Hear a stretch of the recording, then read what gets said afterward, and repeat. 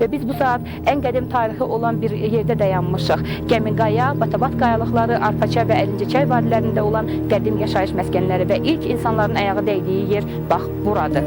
Naxçıvan və İrəvan xanlığı Azərbaycan ərazisinin ən qədim mədəniyyət mərkəzlərindən biri olmuşdu, daha qədim torpaqları idi. Naxçıvan abidələri, Naxçıvanda ibtidai insan məskənləri sübut edir ki, ibtidai insanın müasir nəslinin meydana gəlməsi prosesi heç də bir yerdə deyil, müxtəlif mərkəzlərdə mümkün olmuşdur. Həmin dünya su basqını zamanı Nuhun məşhur gəmisi və məşhur Nuh həmin bax bu gəmiqaya zirvəsinə gəlib toxunmuş və dayanmış və burada məskən salmışdır.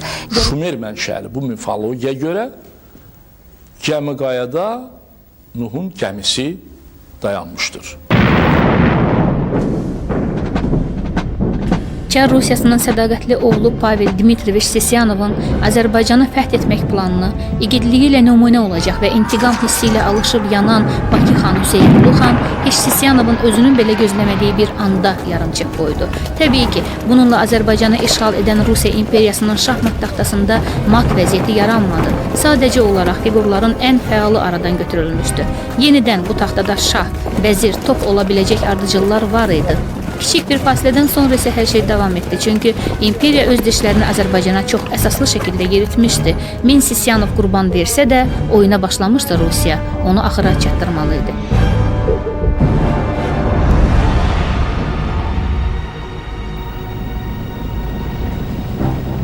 Azərbaycan isə daxili çəkişmələrdən daha artıq yorulmuş və daha artıq parçalanmış Azərbaycan öz xanlıqlarını bir-bir Rusiyaya peşkəş vermişdi və verirdi də. Yəni bu peşkəş ilə ardıcıl olaraq gedirdi və bu torpaqlar uğrunda mübarizə gedirdi. Hər iki tərəf konkret olaraq dövrlə bağlı, iki tərəf Rusiya və İran tərəfi bu torpaqlar üstündə mübarizə aparırdı və müharibələr bax elə bu ərazinin içində baş verirdi. Yəni elə əziyyət çəkən də bu millət idi və bu millət nəhayət öz xilası naminə birləşib, yəni bütöv olaraq bir millət kimi özünü təsdiq etmək gücündə və qüdrətində değildi və hətta öz millət olduğundan belə qürur duymadığından idi ki, bu və ya digər tərəfin, hər hansı bir tərəfin mərhəmət və sığınacağına ümid eləyirdi və ondan hiləgərcəsinə istifadə edən düşmənini görmürdü, tanımırdı və yaxud ona sərf eləmirdi. Çünki hər bir xanlıq öz çəpərim, öz sərhədim deyirdi. Vətənin sərhədləri onlardan çox-çox uzaq idi.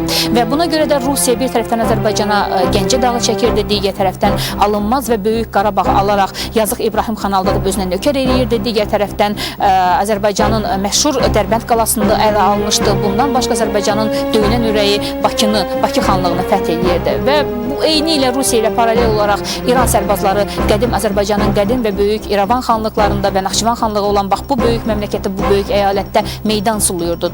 Aydındır, mənzərə aydındır. Bu torpaqlarda kim kimi sualı qoyulmuşdu və Rusiya və İran qarşı-qarşıya gələrək qənimət uğrunda mübarizə aparırdı. Qənimət isə Azərbaycan idi.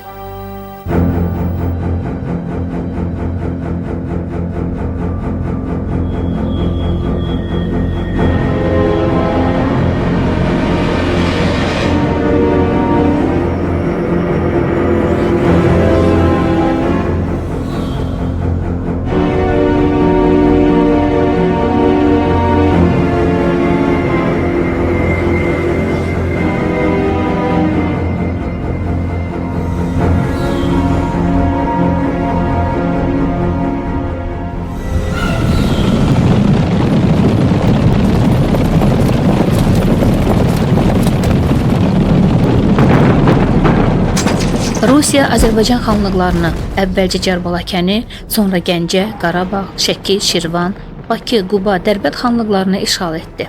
Bu xanlıqlar ləğv edilir, müstəmləkəyə çevrilirdi. Birazdan daim nəzarətdə saxlanılan və unudulmayan Naxçıvan və İrəvan xanlıqlarının işğalı uğrunda mübarizə yenidən başlandı. İmperiya üçün bu ərazilər çox önəmli qənimət idi. İki yırtıcı qüvvə, Rusiya və İran arasında bu torpaqlar uğrunda xeyli çəkişmələr, döyüşlər getmişdi və gedirdi. Məhz buna görə zaman-zaman əldə edilməsi məqsədə çevrilən bu geosiyasi məkanın tarixi vacibliyini dərk eləmək üçün daha qədimdən başlayaq. O qədim tarixdən ki, bizim sivilizasiyanın ehtimal olunan yaranış nöqtələrindəndir.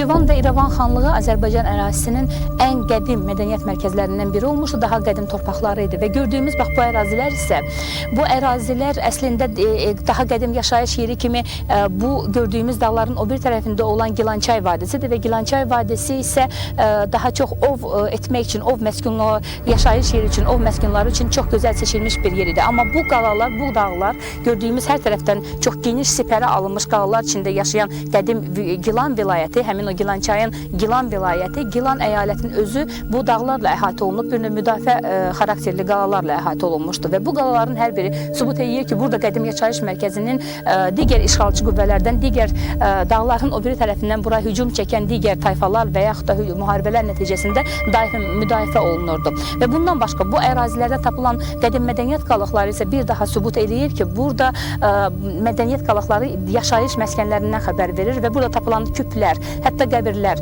bəhs etdiyimiz və etmədiyimiz daha aşkara çıxarılacaq mədəniyyət abidələrinin qalıqları, yəni bunlar hamısı burada qədim yaşayış məskəni kimi olduğunu sübut edir və bildiyimiz bax bu dağların o biri tərəfində və həmçinin Pulovdağ və Sabirkənd ərazisində tapılan nekropollarda bir daha buranın qədim mədəniyyət mərkəzi və qədim yaşayış yeri olduğunu, qədim millətlərinin kökünün bax burada axtarılmağına əsas və sübutdur. Bu qədim yaşayış yerlərinin böyüyüb inkişaf etməsində yaxın şərq ölkələri ilə Naxçıvanın iqtisadi, mədəni əlaqələri mühüm rol oynamışdı. Tədricən qədim yaşayış yerlərinin iqtisadi qüdrəti yüksəlmiş, Xaraba Gilan ərazisində ilk antik dövrdə şəhər mədəniyyətinin yeni inkişaf mərhələsi başlanmışdır. Gördüyünüz bu ərazilər indi Xaraba Gilan adlanır. Gördüyünüz kimi artıq dağıdılmış bir şəkildədir və bütün bu ərazi vaxtilə böyük bir paytaxt Gilan şəhəri olub, Gilan vilayəti olub və bu 5000 kvadrat kilometr olan bir ərazini əhatə edir. Çox böyük ərazini əhatə edir və buranın dağıdılması təxminən 16-cı 17-ci əsrlərə dəlalət edir, həmin dövrə təsadüf edir və ilkin versiya isə məhz burada zəlzələ nəticəsində dağıdılmaq versiyası irəli sürülür. Amma ikinci versiya nə qədər əsatirlə, miflə bağlı olsa da bu daha real görünür. Biz indi dayandığımız sahə isə artıq sərdabələrə giriş bir hissəsidir. Burada daha çox müqəddəslərlə bağlı bir yer olub və müqayisə edək insanların yaşadığı yer, adi yerlərin tam dağıdılması, amma sərdabələrin gördüyünüz şəkildə, bax bu şəkildə, yəni yarı uçulu vəziyyətdə qalmağı və buradan çıxan hətta qəbirlər, onlardan qalan sümüklər belə bir daha sübut edir ki, burada insanlar bastırılıbmış və burada xüsusən daha müqəddəs insanlar bastırılıb. Ona görə əsatir çox gözəl yerinə düşür. Əsatir isə çox qəribə bir əsatirdir. Eramızdan əvvəl 1-ci, 2-ci yüzilliyə aid olan bir əhvalatdır. Söyləyirlər ki, burada insanların artıq, yəni o insanlar burada yaşayırlarmış ki, onlar dinə, Allaha qarşı arxa çevirirlərmiş. Hətta yatanda belə onlar üzləri yox, arxası Allaha qarşı yatırlarmış və bundan qeyzlənən Allah öz 3-cü imamını bura göndərir və imam gəlib buradakı dəhşətləri görəndən sonra yəni Allahın üst tutur ki, yəni sən bu dəhşəti necə götürürsən və Allahdan vəhy gəlir ki, bu ərazidə bircə uşaq üzü mənə tərəf yatır və mən onun üzü çevrilməyənə qədər bu əraziləri dağıdan deyiləm. Və zaman yetişir, həmin uşaq doğrudan da o bir insanlar kimi üzünü arxasına çevirir və bu ərazi yerlə yeksən olur. Nə qədər mifə əsatirə bağlı olsa da bu dediklərimiz, yəni hər halda bu tamam dağıdılmış və yarı dağıdılmış və amma yarı salamat qalan bu ərazilər bizim dediklərimizə hardasa müəyyən həqiqətə yaxın bir versiyanı irəli sürmək olar. Ondan da maraqlı ikinci bir detal var. Burada olan sərdabələrin və burada olan qəbirlərin açılması və onların təqdiq edilməsi vaxtilə elmi bir cəhətdən olsa da, amma sonradan çox təəssüf ki, burada yaşayan, bu yaxın ərazilərdə yaşayan ermənilər tərəfindən çox dəhşətli dərəcədə tarmar edilibmiş və buradakı sərdabələrin içindən çıxan qızıllar və cürbəcür antik əşyaları belə mənimsəmişlər və bundan da ağrılı ikinci fakt ondan ibarətdir ki, onlar burada olan qəbirlərin içərisindəki zinət əşyalarını götürməklə bərabər yerli əhali arasında çox qəribə informasiya yayırlarmış ki, onlar bu sərdabələri tamamilə dağıtsınlar. Tamamilə dağıtmaqsa bizim tariximizi dağıtmağa bərabər idi və onlar buna nisbətən nail oldular və bundan da ağrılı ikinci və üçüncü və ya 5-ci məqam ondan ibarətdir ki, bu yerlər geniş tədqiqata ehtiyacı olan yerlərdir və bunların bəlkə də burada 10 illik arxeoloji qazıntılar aparılıb, çox böyük mədəniyyət aşkar edilə bilər.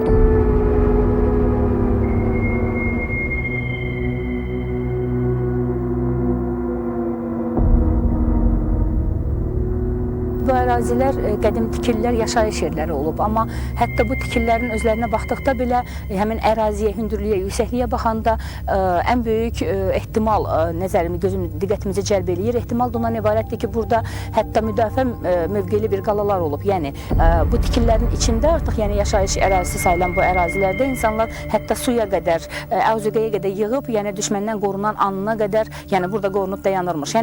Bura həmçinin də müdafiə bir strateji bir yüksəkliyə malik olduğuna görə gördüyümüz əhatədən biz burada müdafiə oluna bilən insanların yaşayış yerinə də güman edə bilərik. Bu da təbii ki, eramızdan əvvəlki illərə dəlalət eləyir. Amma söyləyirlər ki, 1585-ci ildə Osmanlı sərkərdəsi Xızır Paşa bura hücum eləyir və bu ərazilərdə və həmçinin Ordubatdan, Culatdan, Qarabağlardan bunların hər birindən tövcə tələb eləyir və Ordubat 4 gün möhlət istəyir. Amma bütün dediyimiz bu ərazinin sakinləri yığılıb onları Qarabağ bazarına qədər qovublar. Bu da ikinci bir, tamam başqa bir dövrə təsadüf eləyir və mən indi bu yaşayış yerlərində, hətta gördüyümüz yarı dağıdılmış, amma artıq hansı bir sərdabə və hansı bir mədəniyyətdən xəbər verə biləcək, qədimdəki sivilizasiyadan xəbər verəcək tikililəri görəndə çox təəssüflənirəm. Çünki bu daşların üstündə hətta indi xarabalıq olan və üstündən az qalan 2 əsrlər keçməyinə baxmayaraq hansısa işarələri, hansısa yazıları özündə saxlayan daşlara baxanda çox böyük təəssüf hissi məni basır. Çünki mənə elə gəlir ki, hansısa ulu babalarımız bizə bu daşların üzərində nədənsə bizə agah eləyib gediblər. Amma biz çox təəssüf ki, biz hələ bu yazıları və ya bu xəbərdarlığı və yaxud da bizə yazılıb qoyulub gedən şeyləri oxuya bilmirik. Tikillər qalır.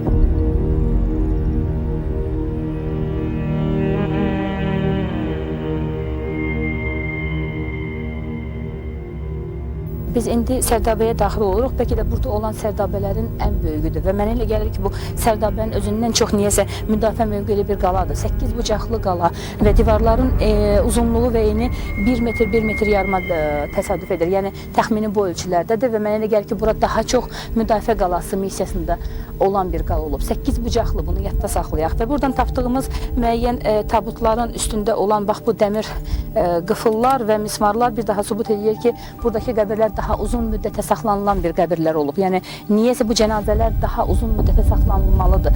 Mən elə gəlir ki, bunun gələcək üçün, tədqiqat üçün çox böyük əhəmiyyəti var.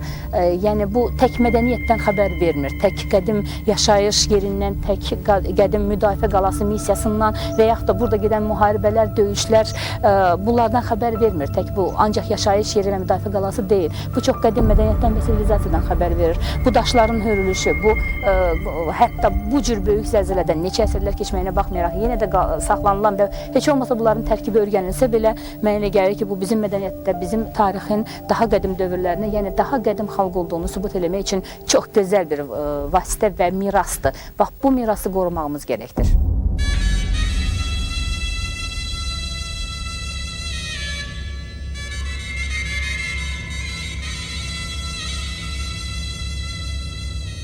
Bu sərdabələrdə adətən o dövrdə dinə meyillik həddən artıq çox güclü olduğuna görə mömin adamlar basılmışdır. Əhalinin qalan kütləsi isə ümumi qəbirstanlıqda basırlanmışdır. Biz bu sərdabələrin birinin səhərsinə daxil oluruq. Bu sərdabə 70-ci illərdə aşkara çıxarılmışdı. Sərdabənin üst hissəsində tikili olmuşdu. Tikili zaman-zaman sökülüb dağıdılmışdır. 70-ci illərdə buranın çökməsinin əsasında məlum olmuş ki, burada sərdabələr vardır. Və bu sərdabə aşağı çıxdıqdan sonra bir neçə sərdabələr aşkarlanır bu ərazidə. Bu sərdabələrdə mömin adamlar basırlanmışdır. Hətta onlardan bəziləri qəbirlərdə deyil, tabutlarda mumyalanmış formada basırlanmışdır. Hətta yazılar da aşağı çıxarılmış ki, bu mömin adamlar gələcəkdə hasansa dinc əmin-amanlıq dövründə bunlar çıxarılıb, müqəddəs torpaqlarda onların sümükləri basırlanacaqdır.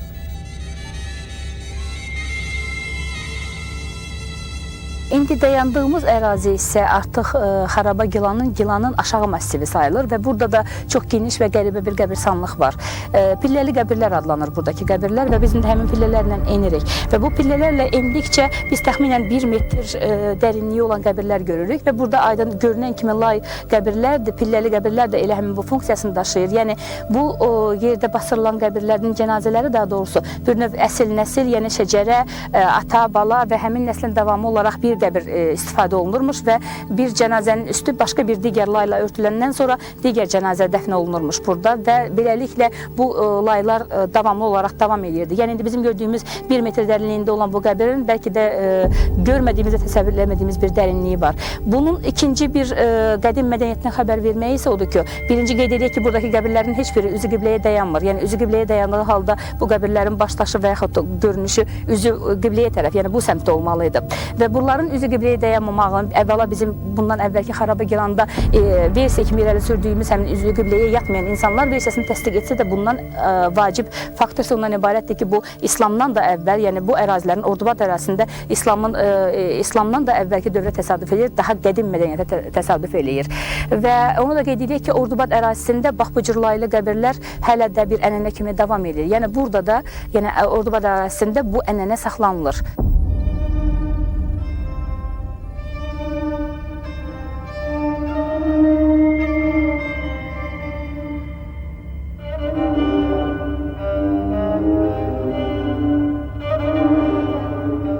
Biz yenə də həmin o lay qəbirlər içərisindəyik, artıq qəbrin birinin içərisindəyik və hər bir qəbrin qarşısında çox kiçik ölçüdə ikinci bir qəbirlər təsadüf edilir. Çox zaman bunları niyəsə həmin dövrdə həmin ölən adamların uşaqlarının qəbirləri kimi yazılsa da bu versiya, amma ikinci versiya isə ondan ibarətdir ki, burada onların müəyyən alətləri, müəyyən ev əşyaları basdırılıbdır. Və təsadüf burada aparılan müəyyən qazıntı işləri onu aşkara çıxartdı ki, bu qəbirlərin yağmalanması elə həmin öz dövrlərinə təsadüf edir. Yəni ki, təbii ki, bu və ya digər tayfa və qəbilə arasında olan mübarizə və müharibələr nəticəsində artıq bu mədəniyyət var imiş ki, onların yanında müəyyən zinət əşyaları, müəyyən alətlər, ya istər kənd təsərrüfatı alətləri, istər ordu alətləri, yəni ki, müharibə üçün yararlı olan alətlər hamısı yanlarında basıldığına görə soyuq silahlar, həmin soyuq silahların qarət edilməsi, təbii ki, həm də zinət əşyalarının qarət edilməsi nəinki son illərə, bu həmçinin həmin dövrün özünün digər tayfalar arasında olan müharibədə özləri tərəfindən yağmalanmasına da təsadüf edir.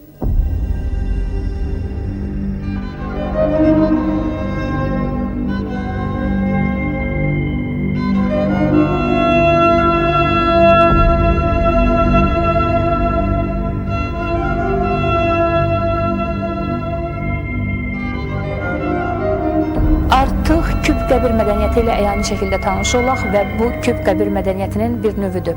Və buradan artıq bizə bəlli olduğu kimi küp qəbir mədəniyyətinin içərisində, yəni bu küp qəbirlərin içində insanlar ana bətnində doğulmuş bir formada bastırılırmış və bizim gördüyümüz insan sümükləri də hətta qoyulma deyil və burada Naxçıvan Dövlət Tarix Muzeyində bu eksponat kimi təqdim olunsa da küp qəbir mədəniyyətinin əslində bütün mahiyyətini açır və burada insan sümükləri, bastırılmış insan və hətta içərisinin yanıq yerindən bizə bəlli olduğu kimi həmin dövrdə İslamdan əvvəlki dövr olduğuna görə bu ateşpərəstlik deyilən Allaha sitayişin bir forması kimi var imiş və bu küpün qarşısında bu od yandırılırmış və küpün içərisindəki yanıq yerləri bunu bir daha təsdiq edir.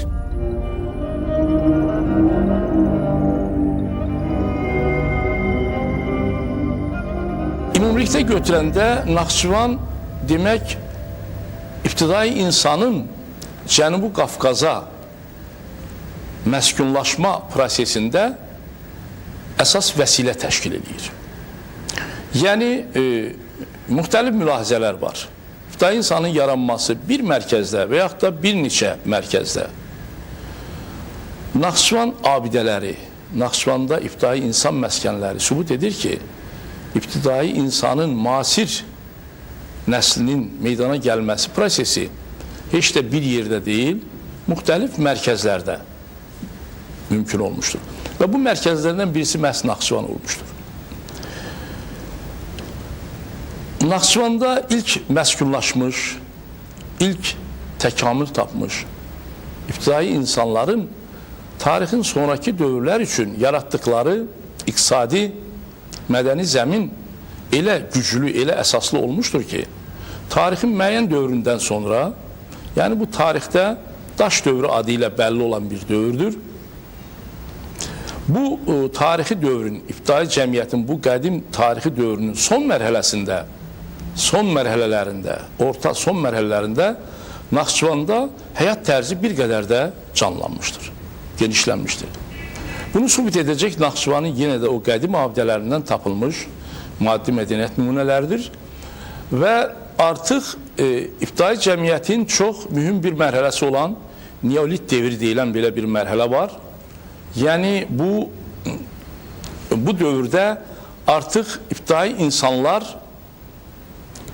qapalı, qayalara sığınan bir şəraitdə yaşadıkları tərzdən, yəni ibtidai insan məskənlərindən çıxıb çay vadilərində, əlverişli sahələrdə məskunlaşmağa başlamışlar. Məhz belə bir məskunlaşma əgər yer kürəsinin Avropa, Asiya qitələrində bir neçə yerdə təsadüf olmursa, bunların ən zəngini elə Naxçıvanda vardır. Qədim Gilan ərazisindəyik. Bu Gilan yaşayış yerlərinin sonuncu olan Gilan dağının qarşısındayıq və Gilan dağının yuxarısında isə artıq Gilan şəhərinin sonuncu yəni yaşayış yerləridir. Və bu yaşayış yerləri bizə sübut edir ki, qədim şəhər mədəniyyəti artıq inkişaf mərhələsini burada başlamışdır və bu da antik dövrlərdə miladdan əvvəl 4-5-ci minilliklərə təsadüf edir. Və həmçinin Gilançay vadisinin yuxarı tərəfində istər Biləv, istər Tivi, istər Xurs, istər Nəsirvaz, bu kəndlərin hər biri artıq qədim yaşayış yerlərinin, yəni bu ərazilərdə qədim yaşayış yerlərinin və illah da nəinki adi yaşayış yerlərinin, həmçinin mədəni inkişafın, iqtisadi inkişafa doğru gedəcəyini xəbər verən məskənlər və yerlər idi. Və istər bu ərazilərin bu maddi mənəviyyat, bu maddi yadigarlar bizə, mədəniyyət qalıqları bizə xəbər verir ki, istər bu ərazilər haqqında Gilan, Xaraba Gilan haqqında olan əfsanələr, istərsə də bax eyni ilə üzbəüz dayandığımız Gəmiqaya haqqında olan təsvirlərin və tarixi əfsanələrin real olduğunu bir daha təsdiq edir.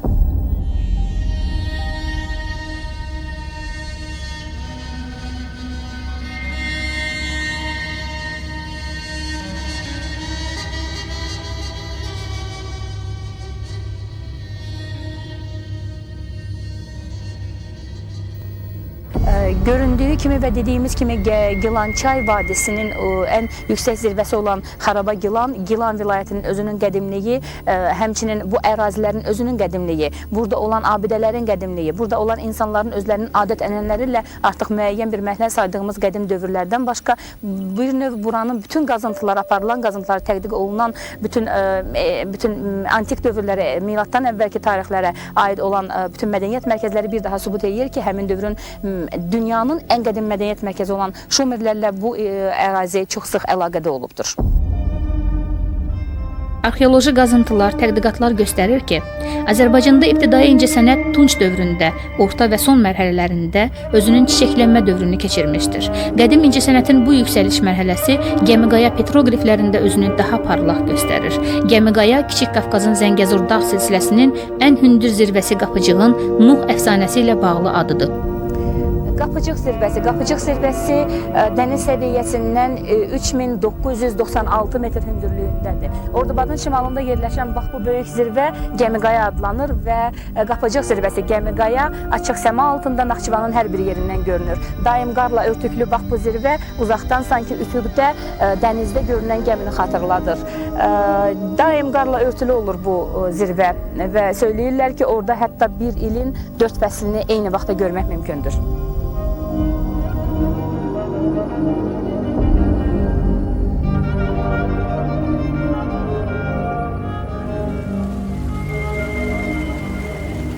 Araz çayının bol sulu qollarından biri olan Gilançay, Gilançay öz mənbəyini çox əvvəldən, yəni görünən Gəmiqayanın qərb, şərq buzlu su bulaqlarından götürür, buz sulu bulaqlarından götürür və həmçinin həmin ərazidə olan Göygöldən götürür və Gilançayın qolları isə Saqqarsu, Nəsirvaz və Pirağa çayları isə bu ərazi ilə ötüb gedir və bu ərazilərin, yəni çayın ətrafında isə yaşayış məskənləri, qədim tayfa mədəniyyəti olan həmin bu xırda tayfalar və xalqlar bax bu çayın ətrafında sıx yaşayış məskənləri salıblar. Arxada gördüyümüz isə məşhur Azar körpüsüdür.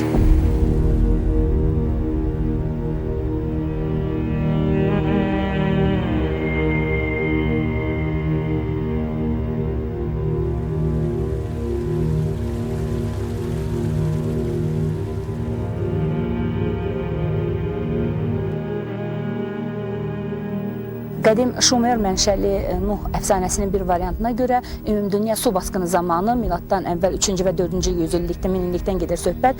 Ümumdünya su basqını zamanı Nuhun məşhur gəmisi və məşhur Nuh həmin bax bu Gəmiqaya zirvəsinə gəlib toxunmuş və dayanmış və burada məskən salmışdır. Gəmiqaya zirvəsi ilə Gəmiqayanın özü ilə üzbəyiz dayanan Ələngəz dağının isə əfsanəsi daha bir ayrıdır. Yəni o da Nuh əfsanəsinin davamı kimidir və Nuhun dolanıb, əylənib, gəzib gəlmək ifadəsi ilə bağlıdır. Naxçıvanda eradan əvvəl 4-1-ci minilliklər dövründə elə mədəniyyət, elə dinamik, elə intensiv inkişaf edir ki, bu dövrdə artıq Naxçıvan əhalisi xırda tayfalar şəklində yox, tayfa ittifaqları şəklində birləşmişlər və bu bizim tədqiqatların nəticəsidir. Naxçıvanda mövcud olan Araz çayının 4 qolu Arpa çay, Naxçıvan çay, Əlincə çay və Gilan çay vadilərində hər birində iri tayfa ittifaqları yaranır. Bunların hər birisi qədim dövlət qurumları idi. Əgər biz Cənub Azərbaycanda Kutilər, Lulubilər və digər dövlət qurumlarından bəhs ediriksə, eyni səviyyədə dövlət qurumları artıq Naxçıvanda mövcuddur. Bunu sübut edən maddi mədəniyyət abidələrindən, maddi mənbələrdən birisi Naxçıvanın qədim əhalisinin artıq sivilizasiyanın yeni sahəsini kəşf etməsidir, yeni sahəsini yaratmasıdır. Bu, Naxçıvanda mövcud olan Gəmiqaya abidəsidir. Gəmiqaya, Cənubi Qafqazda mövcud olan qayaüstü təsvirlər silsiləsində özünə məxsus yeri olan, dəyəri olan bir abidədir. Bu abidə sadəcə qayaüstü təsvirlərindən ibarət deyil. Bu abidə Naxçıvanın qədim sivilizasiyasının piktoqrafik yazılarıdır. Piktoqrafik yazı mədəniyyətidir. Gəmiqaya ərazisində olan Gilançay vadisi və Əlincəçay vadisində olan bax bu mədəniyyət, maddi mədəniyyət qalıqlarının da məhz Gəmiqaya ilə sıx bağlılığı var. Elmi cəhətdən bu bağlılıq təsdiq olunub və çox maraqlıdır, çünki miladdan əvvəl 3-cü və 1-ci minilliklərə aid olan, çox zaman 4-cü və 1-ci də deyilir, 3-cü, 1-ci minilliklərə aid olan Gəmiqaya petroqrifləri ilə həmin bu maddi mədəniyyət qalıqları sıx vəhdət təşkil eləyir. Mənə gəlincə, nə qədər subyektiv bir fərziyyə və fikir olsa da, mənə elə gəlir ki, bu yerlər sanki doğrudan da Gəmiqaya adlanan bax bu yerlərin özü Nuhun ilk dəfə ayağı dəydiyi torpaq yer olub. Belə ki, bu yerlərə daha çox diqqətlə nəzər salanda bu yerlərin əzəmətindən sanki bu yerlərin adi insan üçün yaranmadığını təsdiq eləməyə bilmirsən və bu yerlərdə sanki doğrudan da bir ilahi qanuna uyğunluq var. Burada sanki doğrudan da böyük peyğəmbər, ilahi peyğəmbər, Nuh peyğəmbərin məhz seçdiyi, dayandığı bir məkan olduğuna inanırsan. Əzəmətli, qüruru və vahiməsi ilə bir yerdə. Biz Gəmiqaya petroqriflərinin yanında dayansaq da biz məşhur Gəmiqaya əhatəsindəyik. Həmin məşhur su daşqını zamanı bax görünən bu zirvələr, Gəmiqaya zirvəsi suyun altında, suyun səviyyəsi çox hündürə qalxdığından suyun altında görünməz idi və Nuhun məşhur gəmisi bu tərəfdən yox, görünən Gəmiqaya zirvəsinin arxa tərəfindən keçəndə onun gəmisi dağa toxunmuş və ona rahat olmayın demişdi. Bu Kəmki dağdır, yəni bütöv dağ deyil. Həmin Kəmki dağ isə Arazın sağ sahilində Ordubad tərəfdə Cənubi Azərbaycanda yerləşir. Gəmiqaya bütövlükdə Naxçıvanın qədim sivilizasiyasını bir növ demək əks etdirir. Yəni cəmləşdirib bütövlükdə qədim Naxçıvanın sivilizasiyası haqqında ümumi söz, nəticə söyləməyə imkan verir. Ən mühümü, ən vacib amillərdən birisi budur ki, məqamlardan birisi budur ki, ən mühüm məqamlardan birisi budur ki, Gəmiqaya haqqında maraqlı mifologiya mövcuddur. Nuh haqqında mifologiya Gəmiqayaya şamil edilir. Biz həmişə Nuh əfsanəsini Ağrı Dağ haqqında eşitmişdik. Lakin Gəmiqaya ilə bağlı Nuh əfsanəsinin Naxçıvan variantı vardır. Yəni bu varianta görə, bu mifologiyaya görə, Şumer mənşəli bu mifologiyaya görə Gəmiqayada Nuhun gəmisi dayanmışdır. Maraqlıdır ki, Gəmiqaya haqqında söylənən Nuh əfsanəsi bir qədər kənarda İlan dağla bağlanır. Bir qədər ötüb keçəndən sonra Naxçıvan şəhəri ilə bağlanır.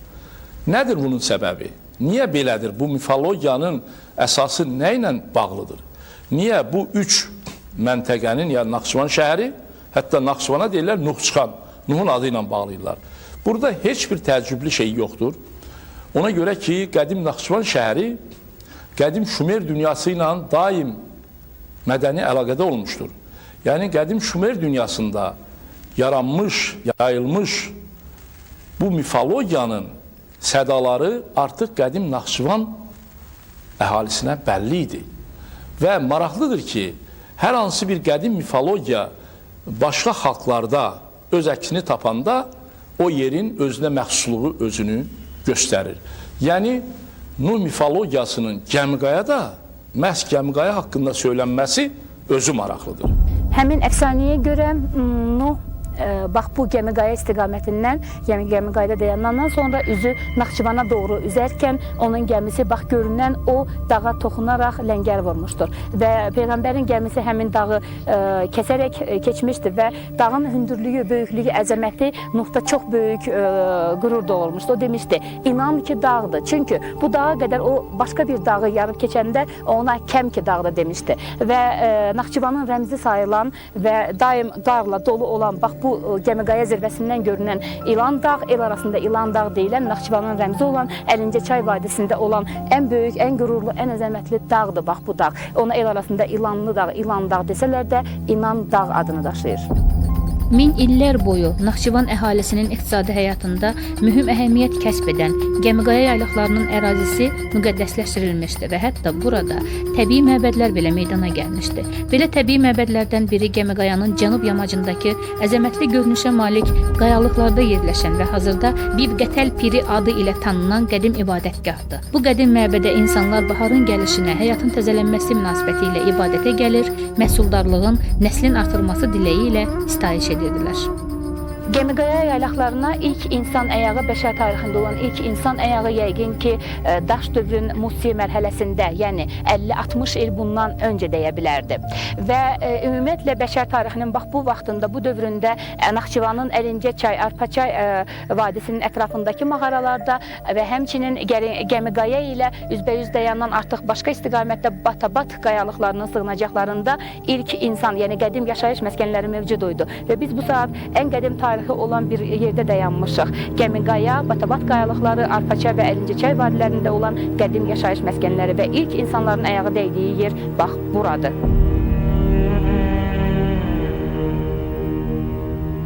Nuhla bağlı bu mifologiyanın əsasında bu yer özü bir möhtəşəm panteona çevrilmişdir. Təsadüfi deyil ki, Gəmiqayanın ərazisində piktoqrafik yazılarla yanaşı, qayaç təsvirlərlə yanaşı müxtəlif inan yerləri var. Məsələn, buradakı Bibqətəl Piri haqqında çox maraqlı, demək, qədim mifologiya mövcuddur. Eləcə də başqa onunla yanaşı digər bir neçə ibadətgahlar vardır ki, bu bütövlükdə kompleks şəkildə bura Nuh əfsanəsinin şamil edilməsi təsadüfi deyil. Bu yerlərə köçüb hər yay gələn, mövsümü məskunlaşan insanlar o mifologiyanı özləri ilə bura şamil etmişlər. Buradan o bayaq söylədiyimiz səma cisimlərinin qəribə cazibədar görünüşü imkan vermişdir ki, bu yer demək Naxçıvanın miladdan əvvəl 4-cü, 3-cü minilliklərdən bir müqəddəs yerinə çevrilsin və bu günə qədər də Gəmiqaya Naxçıvan əhalisinin müqəddəs yeri sayılır. Ona görə ki, Naxçıvan əhalisinin, Naxçıvanın qədim tarixinin, qədim mədəniyyətinin əsas mənbələrindən birisi Gəmiqaya abidələridir. Məşhur Gəmiqayanın məşhur qaya üstü rəsmlərinin əhatəsindəyik biz. Əfsanəvi Gəmiqayanın əfsanəvi rəsmləri içindəyik.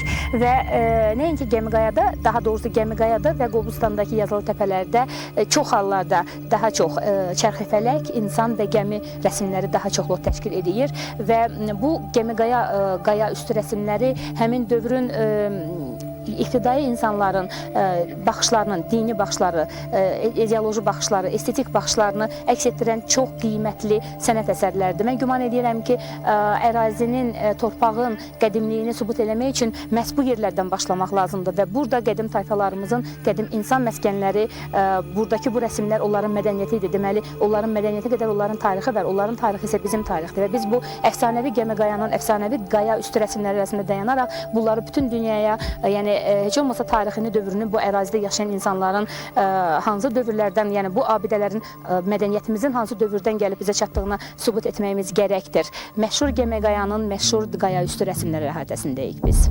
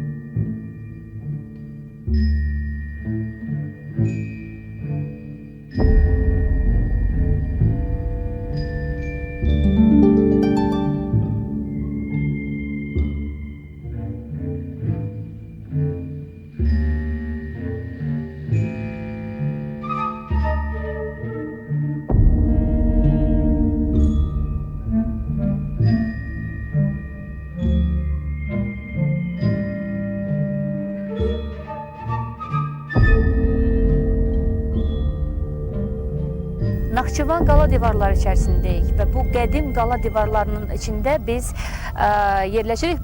İndi bu saat dairəvi bir xarakter daşıyır, bax bu formadadır. Söyləyirlər ki, burada 9-cu əsrdən əvvəl də yaşayış yeri olub, hətta Kültəpədən də əvvəl burada insanlar yaşayıb, yəni yaşayış məskəni olub buralar. Hətta deyirlər, buradakı ilkin şəhər yaşayış kompleksi olub və ilkin şəhər burada Nuhun adını daşıyırmış. Nuhun adını daşıyan şəhərin içindəyik. Qədim Naxçıvan torpağının, qədim Naxçıvanın ilkin şəhər yerlərindən birindəyik. Və söyləyirlər ki, burada insanlar, yaşayan insanlar həmçinin burada bu qalalardan müdafiə məqsədində istifadə edirmiş. Çünki gördüklərimiz bax bu qala divarlarının hər birinin silah üçün düzəldən, müdafiə üçün qaladakı silahların yerləşdirilmək üçün düzəldən dəliklər artıq bunu bir daha sübut edir və bu hər tərəfdə var. Və söyləyirlər ki, burada insanlar həm yaşayırmış təbii ki, həm də müdafiə olunurmuş, müdafiə məqsədli tikilən bax bu qala divarları insanların, əhalinin sayını göstərir, nisbətən şəhər əhalisinin sayını göstərir. Amma bu qala divarlarından bir qədər sonra ikinci qala divarlarını biz görürük. O qala divarları onu da sübut edir ki, burada yaşayan insanların, əhalinin sayı artdıkca həmin qala divarlarının əhatə dairəsi də artır. Və tamam başqa bir fikir də var və bu qala divarlarının içərisində, yəni şəhərin altından 3 kəhriz axır və 3 kəhriz qəzəblənəndə qalxır, bu qala divarlarını yuyur, yenidən susur. Çünki biz qala divarlarının artıq müəyyən yerlərində yerlə yeksan olacaq dərəcədə görürük. Amma bəzi yerlərdə bünövrənin, yəni özünün daha dərindən qoyulduğunu da müşahidə eləyirik. Bu qədim Naxçıvanın qala divarları olan qədim ilkin şəhəri olub. Naxçıvan müdafiə qalaları ilə zəngindir. Əlverişli coğrafi mövqeyi, şəraiti, bərəkətli torpaqları, qərblə şərq arasındakı ticarət yollarının Naxçıvandan keçməsi bir çox yad əllilərin ona göz dikməsinə səbəb olmuşdu.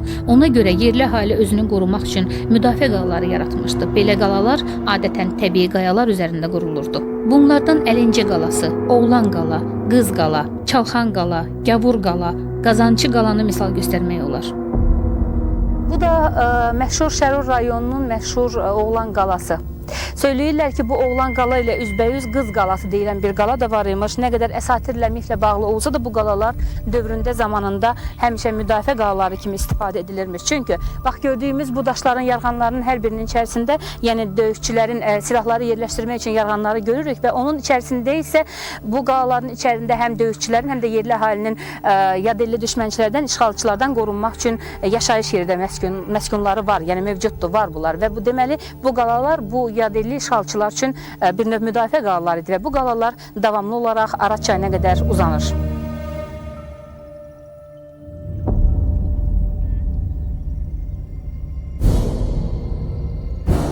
14 il mərdliklə mübarizə aparan və alınmaz qala olan bax bu Əlincə qalası 14 illik mübarizədən sonra nəhayət ki Teymurun qoşunları bax bu qalaya girə bildilər. Girə bildilər təbii ki burada çox gülünç səslənir. Çünki Teymurun qoşunları bura güclə girə bilmədilər. Yəni döyüş və qol gücünə, silah gücünə girə bilmədilər. Burada daxili kah, daxili xəyanətdən sonra güclə girə bilməyən Teymurun qoşunları nəhayət ki 1401-ci ildə çox asanlıqla bu qalanı aldılar. Alınmaz İstehkam qalası Azərbaycan dövrünün, Azərbaycan tarixində çox mühüm və alınmaz qala olub həmişə bax bu Əlincə qalası.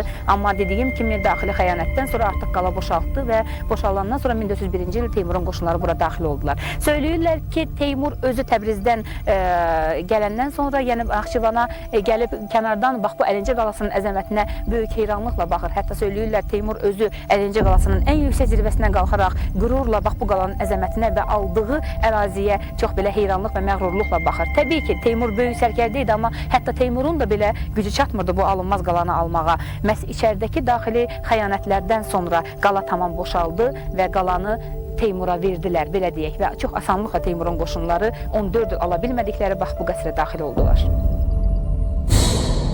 Əlincə müdafiə qalasının tarixi Azərbaycan xalqının azadlıq və istiqlaliyyət uğrunda yadelli işğalçılar əleyhinə apardığı Kitabi-Dədə Qorquddan zindanın məhz Əlincə qalası olduğunu, Arbelininin fikrincə isə 909-cu ildə tikilən və 5-ci əsrdə bərpa edilən də bax elə bu Əlincə qalasıdır.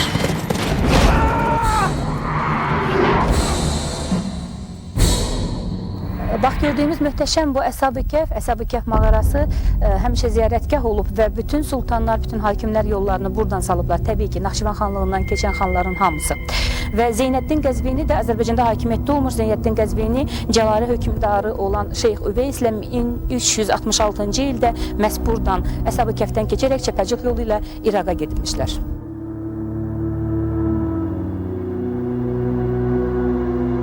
İstər Naxçıvan xanlığı dövründə, istər də indi çox müqəddəs bir yerdəyik biz indi, Əshab-ı Kəhfdəyik. Çox müqəddəs yer sayılır Əshab-ı Kəhf. Ancaq tarixdə bu mənbələrin dönə-dönə müqəddəs bir yer kimi qeyd olunmağına baxmayaraq 1109-cu ildə hicri tarixi ilə Kəngərli nəslinin ən birinci və ən böyük nümayəndəsi olan Heydərqulu xan tərəfindən bu yer nisbətən nizama salınıb və gördüyümüz bax bu daşda Quranın surəsi yazılıb və surənin sonunda isə məhz Heydərqulu xan tərəfindən 1109-cu ildə buranın inşa edildiyi qeyd olunur. Dönə-dönə Kərbəli xanın bax bura Əshab-ı Kəhfə ziyarətə gəldiyi qeyd olunur. Təbii ki, inamçılar və inamlar çox böyük şeydir və insanlar inamını və inancını bu cür müqəddəs yerlərə bağlayanda bu daha qürur doğurur. Çünki bu yerlər ilahi nizamsızlığın bir nizama gəldiyi bir yerdir, ilahi bir yerdir. Bax bu qədim mağaralar və bu qədim daşlar. İnsanlar bura inanaraq neçə əsrlərdir gəlir, gedir və nicat tapırlar.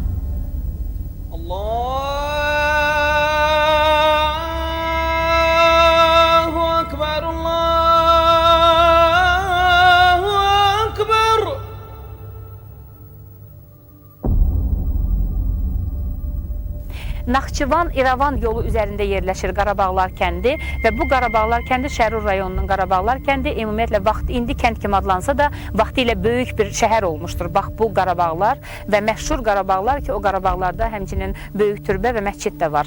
Və bundan başqa Şərur rayonu ümumiyyətlə götürüləndə Kəngərli nəslinin ikinci yaşayış məskəni kimi də qeyd olunur.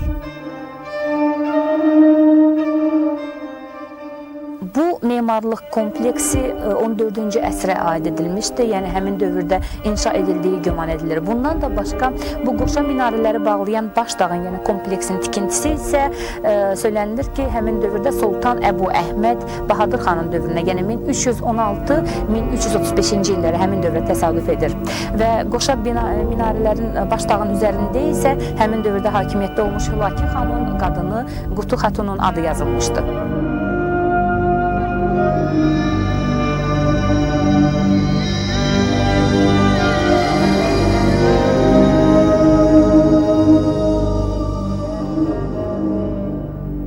Etdiyimiz kimi mavzoley Quti xatunun və yaxud da Qudi xatunun şərəfinə tikilən bir mavzoleydir. Bu Quti və Qudi adı arasında biz bir balaca dolaşacağıq. Çünki bu tarixçilərin, ümumiyyətlə tədqiqatlarda bu iki cür adlanır. Həm Quti xatun, həm Qudi xatun.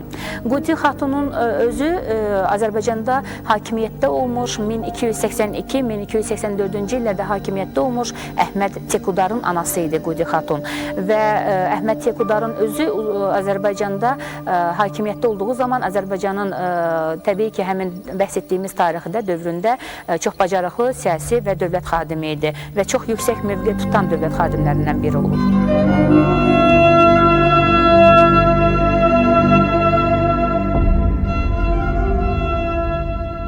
Bağlar Türbəsinin qoşa minarəsi bu çox zəngin və qədim bir mədəniyyətdən xəbər verir. Niyəsə tədqiqatçılar bunu 12-14 arasında biraz mübahisəli də olsa məhz bu əsərlərin tikintisinə aid edirlər və daha doğru təbii ki, versiya 12-ci əsrə aid etmək olar. Və burada ən maraqlı bir fakt, kəndin ağsaqqallarının söylədiyinə görə Sovet hərbiçiləri 41-ci ildə bax bu minarənin ümumiyyətlə lap zirvəsindən, yəni həmin kərpiclərin sökülməyinə başladılar. Bunu da hansısa bir yeni başqa bir tikintidə lazım ola biləcək kərpiclərin lazımlığı ilə əlaqələndirirlər. Təbii ki, bu bəhanə idi. Söhbət əsas tarixi bu mədəni kompleksin sökülməyindən, tamamilə yox edilməyindən gedir. Çox çətin sökülə bilən bu kərpiclər, təbii ki, tərkibi bizə indi də tam bəlli olmayan bu kərpiclərin tikinti sökülməsi çox çətin baş verdi. Və ondan sonra onlar daha özləri üçün daha dolğun qərara gəldilər. Yəni bu minarənin kökündən, əsas bünövrəsindən başladılar. Onu da axıra çatdıra bilmədilər, çünki kəndin ağsaqqalları buna imkan vermədi, kəndin əhalisi imkan vermədi və bu sadəcə hansısa bir tikilinin sökülməsi deyildi. Bu ümumiyyətlə Azərbaycan mədəniyyətinin və illah da Naxçıvan xanlığının mədəni izlərini, daha doğrusu onun mədəni irsini, kökünü, tarixini pozmaq demək idi.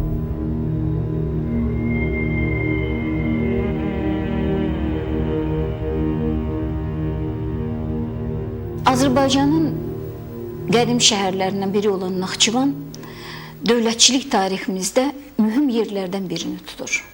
Bu şəhərin əhəmiyyəti təkcə onun böyük İpək yolunun şaxələrindən birinin üzərində yerləşməsi ilə əlbəttə ölçülmürdü.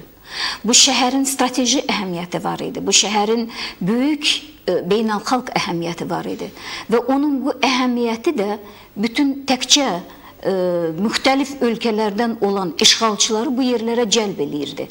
Həmçinin qonşuları da, bunun qonşuluğunda yaşayan xalqlar da, dövlətlər də bu şəhərə olan iddialarını heç vaxt gizlətmirdilər və bu şəhərə olan iddialarını həmişə həyata keçirməyə çalışırdılar.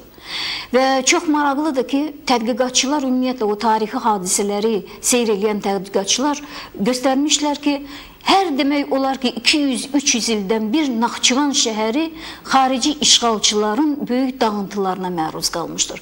Və hər 200-300 ildən sonra bu şəhər yenidən elə bilginlə təzədən o xarabalıqlar üzərində təzədən dirilmiş, təzədən canlanmış, təzədən öz əvvəlki görkəmini qaytara bilmişdir. Ancaq düzdür, biz artıq hardasa Monqollardan sonraki dövrlərdə bu şəhərin o əvvəlki əzəmətini biz mənbələrdə, nəinki mənbələrdə bu şəhərə gələn səyyahlar da onun əvvəlki əzəmətinin daha yüksək olduğunu qeyd edirlər.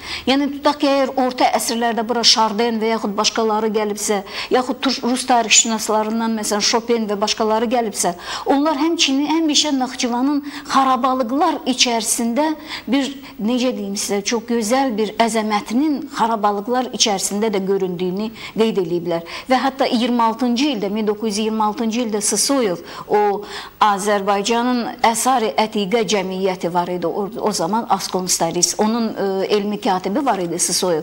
O Naxçıvana gəlmişdi və Naxçıvan haqqında gözəl bir əsər yazmışdı və o əsərində qeyd edir ki, doğrudan da Naxçıvan o 250 il bundan qabaq əgər Chopin'in yazdığı kimi doğrudan da indi də, yəni 1926-cı ildə də xarabalıqlar içərisindədir. Bəs buna səbəb nə idi? Necə olurdu ki, doğrudan Naxçıvan bax bu cür işğallara məruz qalırdı?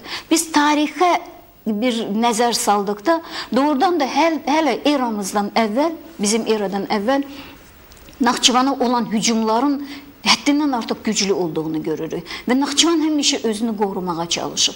İstər Sasani, mən hətta biraz qədər də antik dövrdə götürək, istər ondan sonraki o Sasanilərin dövründə, istər ondan sonra ərəblər Naxçıvana hücumlar edəndə, Naxçıvan həmişə dağıntılara məruz qalır. Və maraqlıdır ki, biz məsələn bu Sasanilərin dövründən sonra bu ərəblər Naxçıvan ərazisinə gələndə, biz yerli mənbələr hətta yazırlar ki, ki, ərəblər Naxçıvana hücum eləyirlər. Onlar belə qeyd eləyirlər ki, Midiyanın bütün kəndlərini, Naxçıvanın obalarını dağıdırlar, insanlarını, kişilərinin çoxunu qırırlar, qalanlarını isə qadınlarla, uşaqlarla birlikdə əsirliyə aparırlar. Yəni bu 7-ci əsr Naxçıvanı haqqındadır.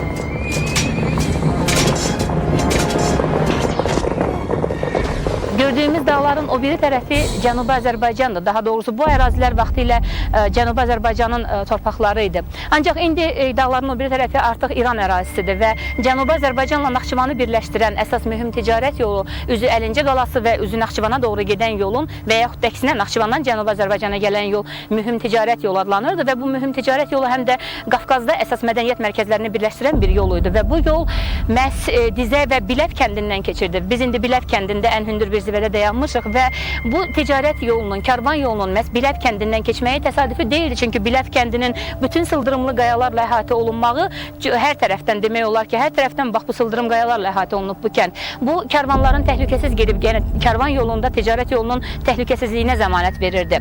Həm də bax bu yol Əlincə qalası və üzü Naxçıvana doğru gedən Cənubi Azərbaycan və Şimali Azərbaycanı birləşdirən mühüm əsas karvan yoludur.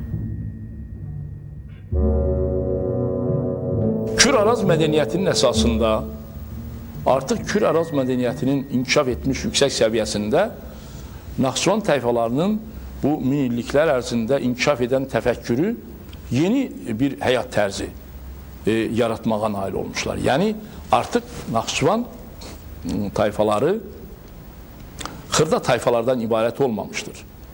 Kür-Araz mədəniyyəti dövründə, yəni eradan əvvəl 4-3-cü minilliklərdə Naxçıvanda əkinçilik, oturaq əkinçi tayfalar elə sürətlə, elə gözəl inkişaf tapa bilmişlər ki, onlar artıq çay vadilərində geniş tarlaları becərməyə nail olmuşlar.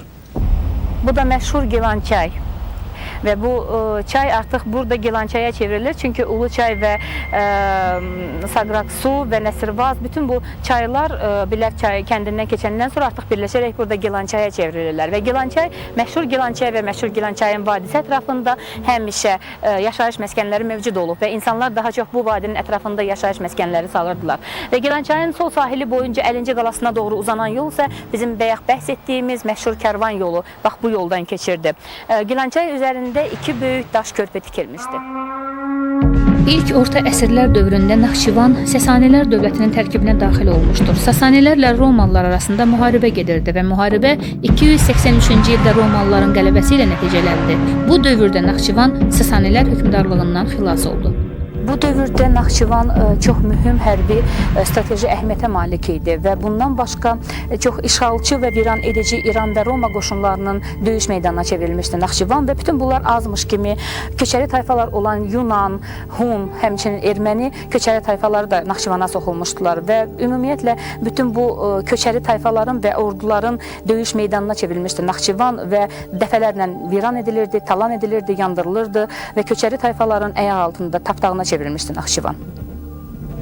389-cu ildə İranla Roma imperiyası arasında sülh müqaviləsi bağlandı və Naxçıvan özü də Sasanilərin dövlət tərkibində qaldı və ümumiyyətlə Naxçıvan Sasanilərin əsas iqamətgahlarından biri idi.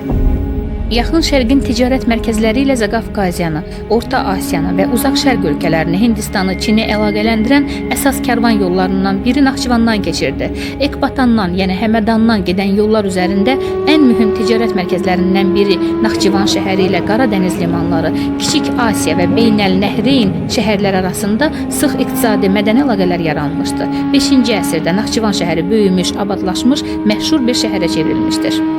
9-cu əsrin əvvəllərində Naxçıvanda xilafət zülmünün əleyhinə olan Xürrəmilər hərəkəti, Babəklər azadlıq hərəkətinin çox geniş yayıldığı bir ərazi olub Naxçıvan və burada xalq qəhrəmanı Babəkin adı ilə çoxlu sonsuz sayda qalalar, abidələr, yaşayış məskənləri mövcuddur və bu qalaların bəlkə də ən izdihamlısı, ən nəhəngi məhz Ordubadda yerləşir və Gilançayın sağ sahilində, Biləv kəndi yaxınlığında Xudafərin körpüsündən Gilan şəhərinə, oradan Əlincə qalasına, Əlincə qalasından Naxçıvan şəhərinə gedən karvan yolunun üzərində yerləşir.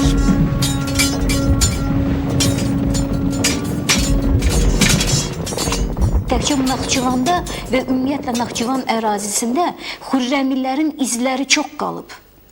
Və bunun özünün də tarixi kökləri var. Çünki Xürrəmlər hərəkata başladıqda və xüsusilə onun Xürrəmlər hərəkatının Babək dövründə, yəni 9-cu əsrin əvvəllərində, 20-ci illərində artıq bu Babək dövründə görürük ki, doğrudan da yerli feodallar da, o cümlədən Naxçıvanın da yerli mülk sahibləri Babəklə birlikdə onunla həmrəy olaraq, onunla həmfikir olaraq ərəblərə qarşı vuruşmuşdular. Hətta Naxçıvan o zaman Albaniyanın, Qafqaz Albaniyasının Sünük vilayətlərinin yerlərindən biri idi, yerlərindən, bu vilayətlərindən biri idi. Və o Naxçıvanın özünün də və orada ondan başqa o Ordubad ərazisi, həmin o mənbələrdə Qoxtan adı ilə gedir və bu istər Naxçıvanın, istər Qoxtanın o Sünük vilayəti ki var idi, onun hakimi Vasaq adlı bir hakimi var idi. O Vasaq hətta Babəklə qohum olur, Babəkə öz qızını verir və bizim o tarixi ədəbiyyatda da İbn Əl-Kələndəniyə adlandırılan o Vaqifin deməli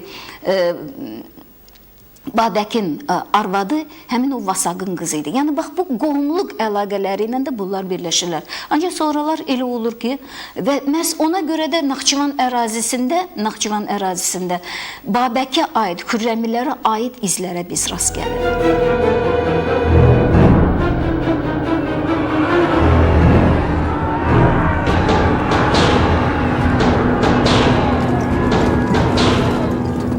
Yaxınlığındakı bax bu qalanın Babək qalası adlandırılmağı görünür, elə belə təsadüfi deyil. Onun da tarixi həqiqətlərə bağlılığı çoxdur.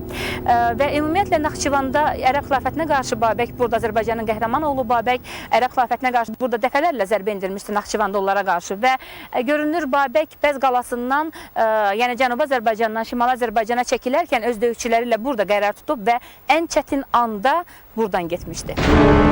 Gəmiqayanın cənub ətəyindən keçən qədim dağ yolu üzərində Qaranquş yaylağından orta əsr qəbir abidələri yerli əhali tərəfindən Babəklərə aid edilir. Bizans hökmdarı 2. Vasilinin vaxtında 975-1025-ci illərdə onun Zaqafqaziya yürüyüşü zamanı o Naxçıvanı bütünlükdə ələ keçirtdi. Səlcuq hökmdarı Toğrulun varisi Alparslansa 1062-1072-ci illərdə Azərbaycanın cənubunda Rəvvadilər sülaləsinə son qoyduqdan sonra o Naxçıvana yiyələndi. Alparslanın oğlu Məlik Şah və onun vəziri isə Naxçıvan qalalarını fəth edir və burada əmirlik yaradırlar.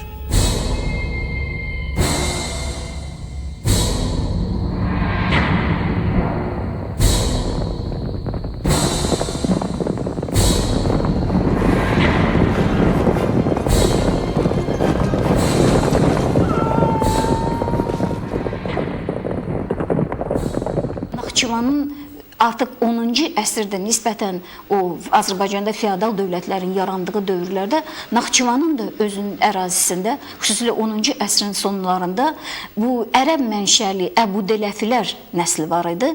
Bunu hətta mənbələrin bəzilərində, xüsusilə Qətran Təbrizinin əsərində, Əli Əsəd Tusinin əsərində, yəni bu şeirlə, o qəsidələrdə bunu hətta Naxçıvan şahı adlandırırlar. Və bəzən bizim ədəbiyyatımızda hətta bunun bir dövlət kimi ayrıca müstəqil bir dövlət olduğunu qeyd edirlər. Bu 10-11-ci əsrlərdə, ta inki Səlcuqilərə qədər. Ancaq bu Əbudiləfilərdən sonra biz artıq Naxçıvan ərazisində Səlcuqları, yəni siz artıq qeyd edirsiniz bu Alparslanın hücumu ilə və ondan əvvəl Toğrulun hücumu ilə Naxçıvan ərazisində Naxçıvanın tutulması, Naxçıvanın işğal edilməsi, Naxçıvanın Səlcuq imperiyasının tərkibinə daxil edilməsi, Naxçıvanın Səlcuq əmirləri tərəfindən, Qarasunqur və başqaları tərəfindən idarə olunması və bu zaman doğrudan da Səlcuq imperiyasının özündə də biz məlumdur ki, onun zəifləməsi nəticəsində ayrı-ayrı sultanlıqların yaradılması və Naxçıvanın da bu sultanlıqlardan birinin, İraq sultanlığının, Azərbaycan qarışıq İraq sultanlığının tərkibinə daxil olması. Və çox maraqlıdır ki, artıq hardasa 11-ci əsrdə biz Naxçıvan tarixinə nəzər saldıqda bu sultanlıqların, özünün də İraq sultanlığının və başqalarının zəifləməsi nəticəsində burada sülaləvi çəkişmələrin, o sultanlıqlar daxilində sülaləvi çəkişmələrin meydana çıxması ilə yeni bir dövlət qurumları, yeni bir institutlar yaranır. Buna da atabəyliklər deyilir. 12-ci əsrin ortalarından Eldənizlər xanədanının 1136-1225 hökmdarlıq elədiyi Azərbaycan dövləti təşəkkül tapdı. Naxçıvan 12-ci əsrin 30-cu 70-ci illərində Azərbaycanda Atabəylər dövlətinin əsas mərkəzi şəhəri və paytaxtı olmuşdu. Eldənizlər dövlətinin banisi Atabəy Şəmsəddin Eldənizin hakimiyyətinin ilk dövründən dövlətinin siyasi, padşahlıq iqamətgahı Naxçıvan şəhərində yerləşdirilmişdir. Əcaibət dünya əsərində yazılır ki, Naxçıvan Eldənizlər dövründə tam tərəqqiyə çatdı. Orada padşahlıq iqamətgahı yaratdılar və dövlətxana təsis etdilər. Mirxondun məlumatına görə Sultan Mahmudun dövründə 1118 və 1131-ci ildə Kiçik Yaxşı Eldəniz bir tacir tərəfindən bir qul kimi alınıb İraqa gətirilibdir və Qıpçaqların adətinə görə həmin dövrdə satılan qullar, yəni 40 qul satılırdısa, onun 39 qulu satılırdı, ancaq üstəki bir qul isə peşkəş olaraq verilirdi. Mirxondun rəvayətinə görə isə həmin qulları İraqda tacirdən alan sultanın vəziri Əbu Hamid Əli İbni Əhməd Əs-Süleyrəmi idi. Və Kiçik Yaxşı Eldəniz ağlayır, vəzirdən xahiş edir ki, onu da götürsün. Təbii ki, onun ağlamağına biganə qalmayan vəzir onu özü ilə götürür və çox kiçik bir müddət keçir ki, Şəmsəddin Eldəniz hamının rəğbətini qazanır öz ağlı, idraki, fərasəti ilə. Və Əs-Süleyrəmi isə 1122-ci ildə İsmaillər tərəfindən qətlə getirildikdən sonra Eldəniz sultanın xidmətinə keçir.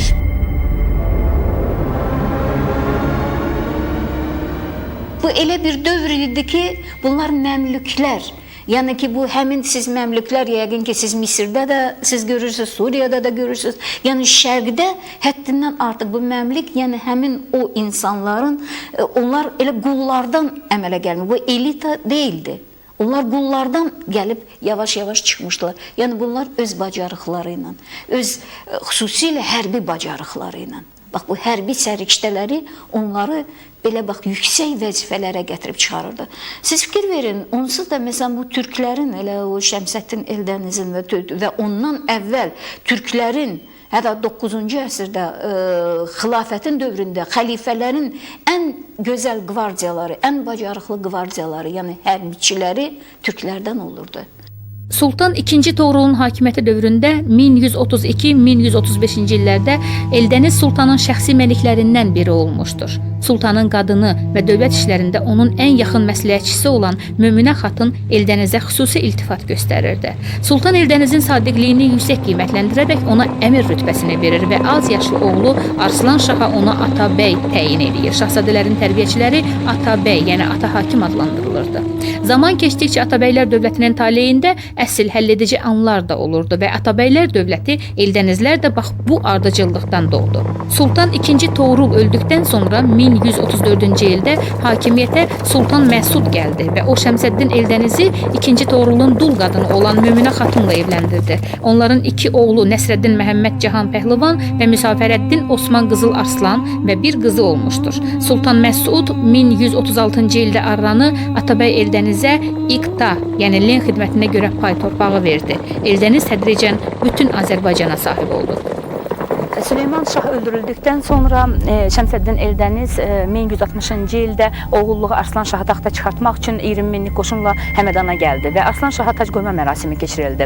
Və burada ikinci bir məsələ artıq Eldəgiz Atabəyin, yəni Şəmsəddin Eldənizin iki oğlu olan Cahan Pəhlivan və Qızıl Arslanın artıq hakimiyyətdə müəyyən mövqe tutmaq məsələsi idi və bu da çox gözəl təmin olundu. Onlardan biri Əmirə Hacib təyin olundu, o birisi isə Süvari ordunun baş komandanı təyin olunmuşdu. Şəmsəddin Eldəniz isə Böyük Atabəy adlandırıldı və bu Şəmsəddin Eldənizin Böyük Atabəy dövlətinin təbii ki yaradıcısı idi və həmin dövrdən sonra Naxçıvan ümumiyyətlə Naxçıvan torpağının o Naxçıvanda yaşayıb yaradıldı və həmin dövrdə onun bir siyasi və dövlət xadimi kimi və torpaqlarının genişlənməsi, bunun siyasi iqtisadi problemlərinin həll olunması bir zirvə anına gəlib çatmışdı və o özü Naxçıvanda yaşayırdı. Naxçıvan həmin vilayətin, həmin dövrün taş torpaqları idi.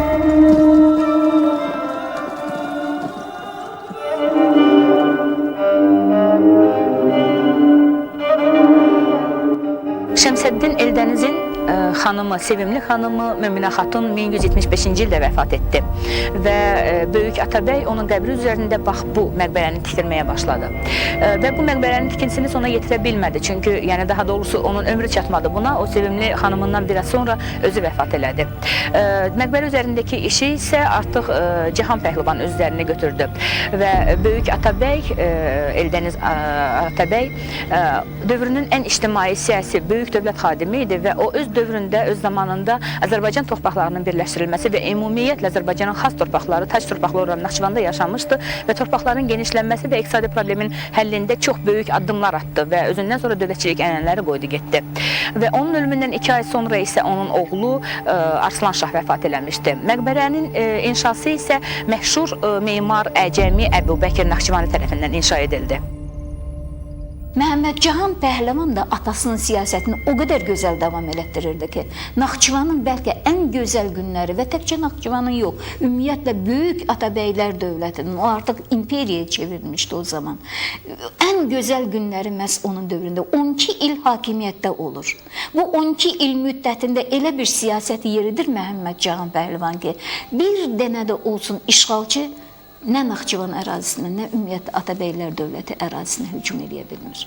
Ondan sonra onun qardaşı Qızıl Arslan gəlir hakimiyyətə. Qızıl Arslanın hakimiyyət illəri təqribən bir 6 illik hakimiyyət ilidir.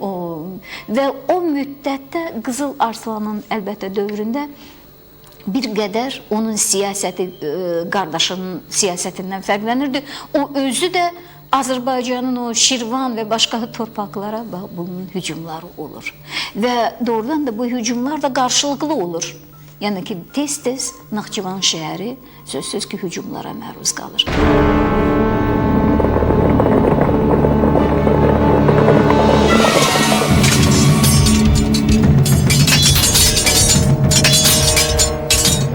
Azərbaycanın tarixi məğrurluq rəmzi sayılan Kitab-ı Dədə Qorqudda bax bu Əlincə qalası möhtəşəm və alınmaz bir istehkam kimi qeyd olunur və doğrudan da təsvir edildiyi qədər də böyük və alınmaz istehkam qalasıdır. Əlincə qalası çox möhtəşəm bir qaladır və bu qalada adətən əsas etibarilə Eldənizlərin iqamətgahı idi. Eldənizlərin, Eldəgizlərin iki cür, yəni bunlar müxtəlif cür adlana bilər. Onların iqamətgahı idi və burada əsasən dövlətin xəzinəsi və hökmdarın əhli-əyalı qorunurdu. Qəsr çox hündür və sıldırım qayalardan ibarətdir, amma qəsrin ən hündür zirvəsində Qütval, yəni ki, qala rəisi üçün ən hündür yerdə bir qəsr yerləşir. Qalanın ən hündür nöqtəsindən qala rəisi Qütval üçün qəsr var. Deyilənə görə bax bu qalada 6000-ə qədər döyüşçü yaşamışdı və nəinki yaşamışdı, həmçinin burada silah düzəldən karxanalar, ilxı, malqara üçün həmçinin tövlələr də var imiş. Bundan da vacib məsələ isə Məhəmməd Cahan Pəhlivanın arvadı, yəni Nüsrəddin Əbubəkrin anası Zahidə xatunun əsas iqamətgahı idi Əlincə qalası. Əlincə qalası həmişə alınmaz istehkam olub, ona görə hökmdarlar burada əsas iqamətgah kimi buranı seçirdilər. Yerləşdiyi coğrafi mövqe baxımından, həmçinin özünün struktur baxımından qala qəsr idi və bu qəsrə həmişə hər zaman düşmən gələ bilməzdi.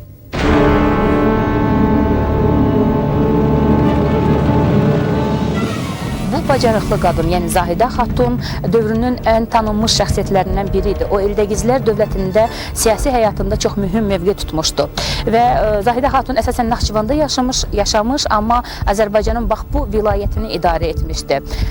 Əlincə qalası ümumiyyətlə Eldəgizlər hakimiyyətinin, dövlətinin əsas xəzinəsini özündə saxlayırdı. Yəni burada yerləşirdi xəzinə və o da Zahidə xatunun ixtiyarında idi. Zahidə xatun vəfat etdikdən sonra bir müddət Naxçıvanın hakimi Əl-Cəlaliyyə olmuşdu. Əl-Cəlaliyyə isə deyilənə görə Zahidə xatunun qızı idi. Onun atası Məhəmməd Cahan Pəhlivan idi. Naxçıvanda Möminə xatun və Yusif ibn Küseyir türbələri ilə əlaqədar 2 mədrəsə də tikilmişdi. Azərbaycan Atabəyləri Eldənizlər dövründə bu mədrəsələrin xərcləri türbələrin gəliri hesabına ödənilmişdi. Naxçıvan mədrəsələrində tədris işlərini 12-ci əsrdə Qəvaməddin adlı bir şəxs idarə edirdi və mədrəsələrdə dini, sxolastik elmlərlə yanaşı dünyavi, təbii elmlər də təlim edilirdi. Eldənizlər dövlətinin paytaxtı olanda Naxçıvanda elm və mədəniyyətin inkişafına böyük şərait yaradılmışdır. Ərəb müəllifi Yaqut Həmavi özünün Micam Üdabə əsərində yazır ki, Naxçıvan şəhərindən çoxlu məşhur alimlər çıxmışdı. Bu alimlər dövrün elm və mədəniyyət mərkəzləri hesab olunan Dəməşq, Tunis, Bağdad kimi şəhərlərində təhsil almışlar. torpağın qədimliyi, onun abidələri, tikililəri tarixi ilə təyin olunursa, həmin torpaqda yaşayan millətin, xalqın kökü isə onun mədəni səviyyəsi, onun adət-ənənələri mədəni səviyyəsi ilə təyin olunur. Və biz indi 21-ci əsrdə belə hələ indiki dövrdə bütün dünyanı, bütün millətləri sivil dövlətlər və millətlər saya bilmərik və indiki illərdə, yəni sivilizasiyanın, demokratiyanın bu qədər parlaq bir zühur olduğu bir qərar tutduğu bir dövrdə belə dönüb keçmişə baxanda nəinki təəssüflənəcəyik, hətta heyrətlənəcəyik və bu heyrət nədən ibarətdir? Biz bəhs etdiyimiz illərə nəzər salaq, o dövrə ki, məşhur böyük Atabəy, Eldənizin hakimiyyəti dövrü. Eldəniz Atabəy kim idi? Eldəniz Atabəy qul idi və əcnəbi bir dövlətdən alınmış bir qul idi və o qul gəlib burada öz dövlətçilik ənənələrini yarada bildi, qura bildi. Necə? Və mənim müqayisə nə qədər qüsurlu olsa da, niyəsə Spartak yadıma düşür. Romalı Spartak öz fiziki gücü bədəni ilə yəni seçilirdi və o öz fiziki güclü olan digər qullarla birlikdə nəyəsə nail ola bildi. Eldəniz Atabəy isə bədəncə çox zəif idi. Ağlı, idraki, istedadı nə qədər güclü olsa da özü bir o qədər zəif idi və o qədər zəif idi ki, o birisi 39 qul hətta ona gülürdü, yəni onu saya belə salmırdılar. Amma nəticə etibarilə bir ayrı oldu. Nəticə etibarilə Eldəniz Atabəy burada gəlib, yəni Azərbaycanın xas torpaqları, tac torpaqları olan Naxçıvanda və bütün Azərbaycanda öz dövlətçiliyini yarada bildi, dövlətçilik ənənələrini davam elədirdi. Eldəniz Atabəyin istedadı, ağlı ilə, yəni bu həmin dövr idi ki, həmin dövrdə müəyyən istisnalar olmaqla hər halda şah üsul idarəsi, hakimiyyət və rəsəlik kimi birindən digərinə keçirdi və burada çox az istisnalar var idi, amma hakimiyyət təbii ki, vərəsəlik qanunları ilə yayılırdı və bir nəsildən o biri nəslə keçirdi. Amma böyük Atabəy öz ağlı, istedadı, dərrakası ilə bu yolu seçdi. Yəni başqa cür qazanmadı, məhz istedadı ilə qazandı. Mənə elə gəlir ki, əslində indiki sivil və demokratik dövlətlərdə ən böyük sivilizasiya olan, sivilizasiyalar dövlət sayılan böyük məmləkətlərdə belə hər bir kəs öz istedadına görə, hər bir kəs öz ağlına görə deyilən, yəni bu meyarın ən böyük göstəricisi məhz elə bizim bəhs etdiyimiz illər və Atabəyin dövrünə aiddir. Budur əsl demokratiya, budur əsl sivilizasiya.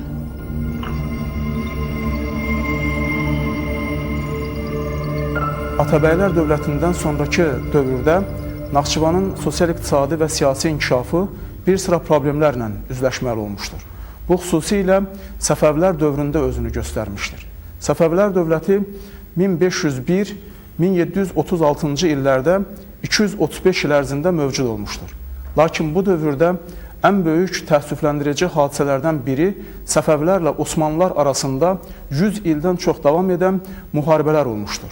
Bu müharibələr əksər etibarilə Azərbaycan torpaqlarında, xüsusilə Naxçıvan və İrəvan ərazisində getmiş və həmin bölgənin sosial-iqtisadi inkişafına ağır zərbə vurmuşdur. 1514-1555-ci ildə baş vermiş bu müharibədə, xüsusilə bu müharibədəki 12-ci yürüş zamanı Naxçıvan çox ciddi dağıntıya məruz qalmışdır.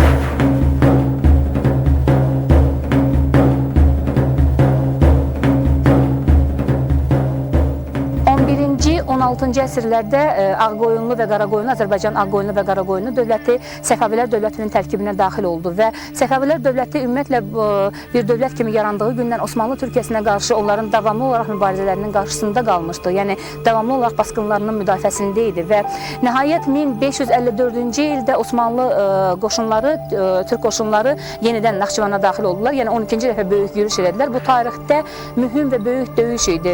Yəni ki, ümumiyyətlə bu döyüşlər 12-ci yürüş Naxçıvan yürüşü adlanır. Çünki hər dəfə bütün bu müharibələr dövründə uzun və böyük hərb meydanını xatırladan Naxçıvan şəhəri həmişə yerlə yeksan olurdu və bu Naxçıvan yürüşündə də yenə eyni ilə həmin hadisə baş verdi. Şah 1-ci Təhmasib artıq Osmanlı Türkiyəsinin qoşunları qarşısına dayana bilməyəcəyini başa düşəndən sonra qoşunlarını geri çəkdi və Naxçıvan əhalisi də şah qoşunları ilə geri çəkildi.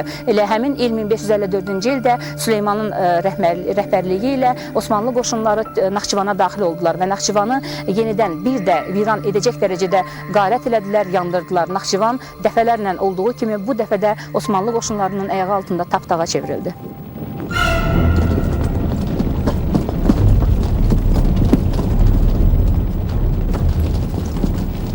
(1578-1590-cı illərdə hərbi əməliyyatlar yenidən bərpa olunmuşdur. Bu müharibənin gedişi 1590-cı il İstanbul sülhü ilə başa çatmışdır. Həmin İstanbul sülhünə görə Naxçıvan, o cümlədən Azərbaycan torpaqlarının təxminən 90%-ə qədəri Osmanlı İmperiyasının tərkibinə daxil edilmişdir. Bu zaman Səfəvilər dövlətində Şah Abbas hakimiyyətdə idi Şah Abbasın dövrü 1587-1629-cu illəri əhatə edir. Şah Abbas 1590-cı il müqaviləsini bağlamasına baxmayaraq, o yenidən Azərbaycan torpaqlarının Səfəvi dövləti sisteminə qaytarılması üçün müharibəyə başlamışdır. Yeni müharibə 1602-1612-ci illərdə baş vermiş və bu müharibənin gedişində Osmanlıların ələ keçirdiyi torpaqlar yenidən Şah Abbasın dövləti sisteminə qaytarılmağa nail olmuşdur. Və həmin zamandan başlayaraq Naxçıvan və İrəvan bölgəsi Azərbaycanın cənubu ilə birgə Səfəvi dövlətinin tərkibində olmuşdur. Lakin yenidən müharibələrin başlanması çox ciddi dağıntılara gətirib çıxarmalı olmuşdur. Xüsusilə 1623-1639-cu illərdə, sonra 1623-27-ci illərdə bu müharibələr yenidən təkrarlanmışdır. 1623-cü ildən 1727-ci ilə qədər olan müharibələr dövründə Azərbaycan torpaqları, o cümlədən Naxçıvan və İrəvan bölgəsi Səfəvi dövləti ilə bağlanmasına baxmayaraq, 1727-ci ildən sonra bu torpaqlar Osmanlı imperiyasının tərkibinə qatılmışdır. Bu zaman 1727-ci ildən etibarən bu torpaqlar Osmanlı imperiyasının tərkibində olmuş və bundan sonra Osmanlı imperiyasının tərkibindən həmin torpaqların yenidən İran dövləti sisteminə qaytarılması üçün müharibələr təkrarlanmışdır. Xüsusilə bu müharibə 1730-36-cı illəri əhatə etmişdir. Sonralar Nadir artıq sonralar o hakimiyyətə gəldikdən sonra özünü şah elan eləmiş və həmin torpaqları yenidən özünün qurduğu dövlətin tərkibinə qaytarmışdır.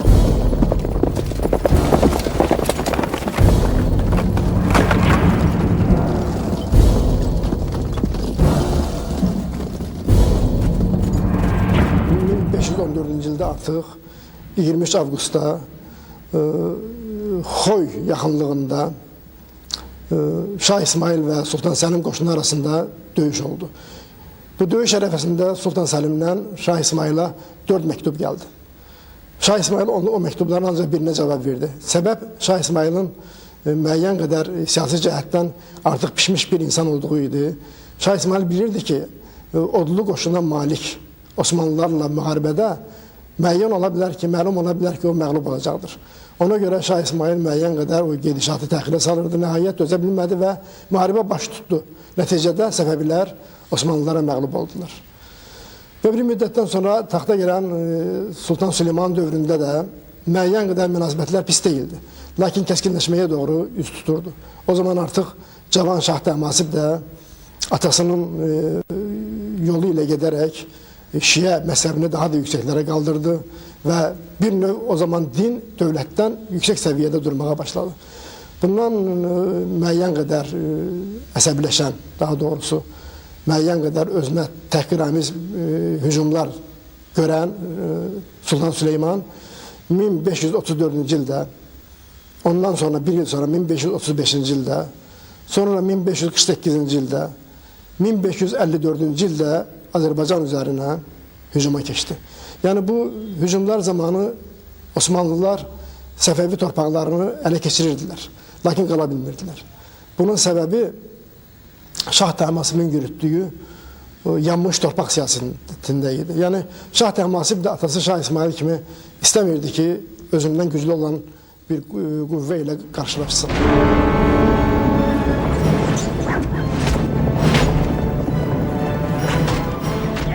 Artıq 18-ci əsrin 30-cu illərində tədricən Səfəvi dövləti zəifləməyə başlayır. Ona görə də Səfəvi torpaqları uğrunda xüsusilə Əfqanların gərgin mübarizəsi başlayır. Bu mübarizənin gedişində Təhmasib Qulu xan, sonra o Nadir adı ilə hakimiyyətə gəlir. Bu torpaqların qorunması uğrunda fəal mübarizə aparır. Bu mübarizənin gedişində Nadir Əfqanları İrandan qovmağa nail olur və sonra o hakimiyyəti öz əlinə almaq üçün müəyyən hazırlıq tədbirləri görür. Bu zaman 1732-ci ildə o 8 aylıq körpəni 3-cü Abbas adı ilə hakimiyyətə gətirir. Lakin 1736-cı ildə o belə qərara gəlir ki, ümumiyyətlə Səfəvilərin hakimiyyətinə son qoysun və hakimiyyəti öz əlinə alsın. Bunu da həyata keçirmək üçün 1736-cı ildə nadir bir tacqoyma mərasimi və yaxud da tarixi ədəbiyyatda bu şah seçkisi də adlandırılır. Şah seçkisi keçirməyə qərara alır. Bu zaman Azərbaycan tarixində sonralar çox böyük rol oynamış tarixi hadisə baş verir. Yəni Gəncə xanı Ziyadoğullar Nadiri şah kimi tanımaqdan imtina edirlər. İndi burada biz Naxçıvanla bağlı bir faktı da söyləməyə böyük ehtiyac var. O zaman Naxçıvanda kəngərlilər çox böyük nüfuza malik idilər. Ona görə də bu kəngərlilər belə güman etmək olar ki, tarixi faktlardan çıxış eləyərək görünür onlar da Ziyadoğullar kimi Nadiri şah kimi tanımaqdan imtina eləmişlər. Ona görə də məhz Muğanda keçirilən Nadirin şah seçkisində kəngərli tayfasının nümayəndəsi yox, məhz Nadirin müəyyən elədiyi əlaltılarından biri orada Naxçıvanı təmsil etməli olmuşdur.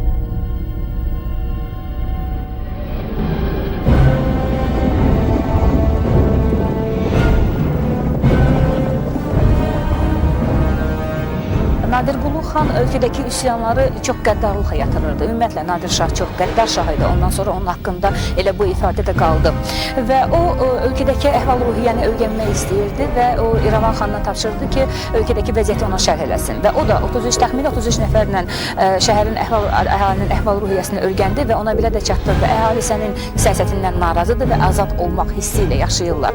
Təbii ki, bu xəbər Nadir şahı çox qəzəbləndirdi. O əmr verdi ki, onların hamısının gözləri çıxarılsın və əmlakları müsadirə edilsin. Ümumiyyətlə göç çıxarmaq onun sevimli peşəsi idi və həmin anlarda yerli fiyadalların çoxu müəyyən dərəcədə pul xərac verməklə gözlərini, yəni canlarını satın aldılar. Bir təhər canlarını qurtardı və buna görə də İran sərbazları çoxlu varlanırdılar. Yəni bu imkandan istifadə edirdilər. Ümumiyyətlə Nadir Qulu şahın çox sevimli peşəsi idi göç çıxartmaq və bu göç çıxartmaq sonradan çox adamlara tətbiq ediləcəkdi. Bunu yadda saxlayaq. Əfşarzadəganları tərəfindən sarayda törədilmiş sui-qəsd nəticəsində Nadir şah öldürüldü. Tək Nadir şahın yox, Azərbaycan tarixinin 1001 tarix kitabından biri də bağlandı. Təbii ki, digəri açıldı. İstər daxili, istərsə də xarici işğalçılar üçün yeni hədəflər, yeni iddialar yaranmaqda idi. Qədim mədəniyyət mərkəzi olan Naxçıvan həm hərbi strateji, həm coğrafi mövqeyinə görə kəsişmə nöqtəsində daha çox çevrildiyindən hələ dəfələrlə xarabazara çevriləcəkdi. Gələcək idi. Onu gözləməsələr də o gəlməli idi və bu dəhşətli gələcək olacaqdı.